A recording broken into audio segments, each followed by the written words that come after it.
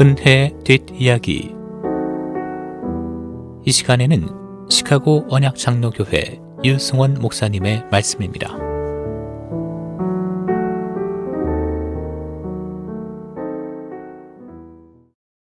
성경은 이상하게 힘이 있는 책입니다. 젊은 시절 각종 철학과 이교의 가르침을 쫓아서 방황하고 또 한편 허전한 마음을 달래느라 정욕대로 사는 방탕한 생활을 했던 성 어거스틴 이야기입니다. 이유 모를 마음의 공허와 두려움이 견디기 힘들었습니다. 그는 결혼도 하지 않았지만 이미 16살이나 되는 아들도 있었습니다.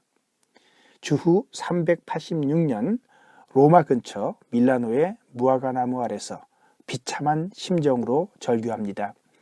오 주님, 언제까지 당신은 진노를 품으시렵니까? 영원히 진노하십니까? 저의 이전 죄악을 기억하지 마옵소서. 그때 주변에서 아이들이 부르는 노랫소리가 들려왔습니다. 톨레 레게 톨레 레게, 집어서 읽어라 집어서 읽어라. 순간 그것이 하나님의 음성으로 들렸습니다.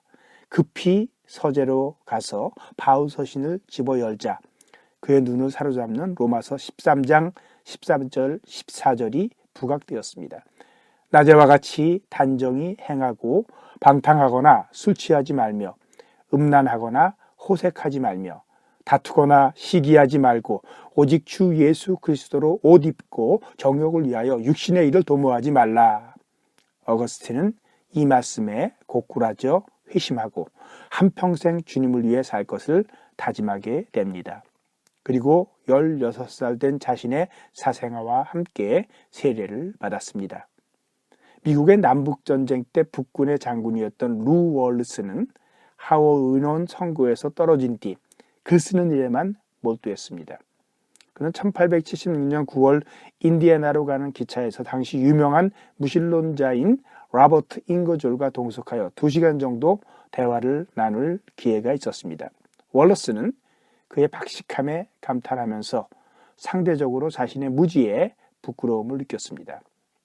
공식적으로는 감리교인이지만 정작 신앙에 관심이 없었던 그가 이 무신론자와의 대화 후 예수의 죽음까지 가는 스토리를 써보자 결심하고 공부를 시작했습니다. 물론 성경을 파고들었습니다. 결과는 뜻밖이었습니다. 월러스 자신의 말을 그대로 옮겨봅니다. 나는 결심한 대로 했고 그 결과 첫째, 영화 배너가 나오게 되었습니다. 그리고 둘째, 하나님과 그리스도의 신성에 대한 절대적 믿음에 이르는 확신을 갖게 되었습니다. 한 사람 이야기만 더 들어봅니다. 전 세계 수많은 사람들을 그리스도께로 돌이킨 알파 코스를 체계화한 니키 검블은 1974년 발렌타인데이 저녁 파티에서 돌아와 기숙사에서 그가 좋아하던 쿨한 친구에게서 생각지도 못한 말을 듣게 됩니다. 같이 잘 놀아오던 그가 그리스도인이 되었다는 것입니다. 충격을 받았습니다. 그래서 이 친구가 제정신이 다시 들게 하기 위해서 성경을 잘 읽어 비판하겠다는 결심을 했습니다. 그래서 책장 위에 먼지가 잔뜩 얹힌 성경을 끄집어내 도끼를 품고 읽기 시작했습니다. 그리고 이어진 그의 증언입니다. 나는 마태복음에서 시작하여 요한복음을 반 정도 읽어나가고 있었다. 그러다가 잠이 들었다. 다시 일어나서 요한복음을 끝내고 사도행전, 로마서, 고린도전서까지 계속 읽었다. 나는 내가 읽는 것에 완전히 사로잡혀 버렸다. 이전에도 읽은 적이 있었지만 그때는 사실 나에게 아무런 의미가 없었다. 그러나 이번에는 생생하게 다가왔고 나는 책을 내려놓을 수가 없었다. 거기에는 진실에 강한 울림이 있었다.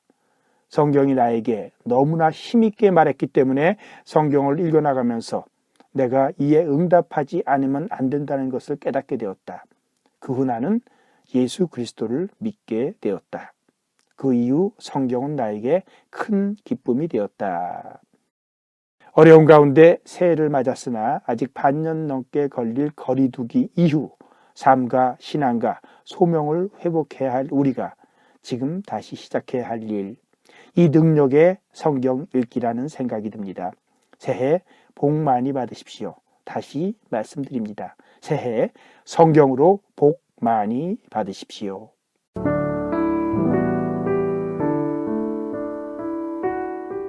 은혜의 뒷이야기. 지금까지 시카고 언약장로교회 유승원 목사님의 말씀이었습니다. 시카고 언약장로교회는 1424 그린우드 글렌비에 위치했으며 신앙상담 문의는 전화 224-578-6739 578-6739번으로 연락주시기 바랍니다.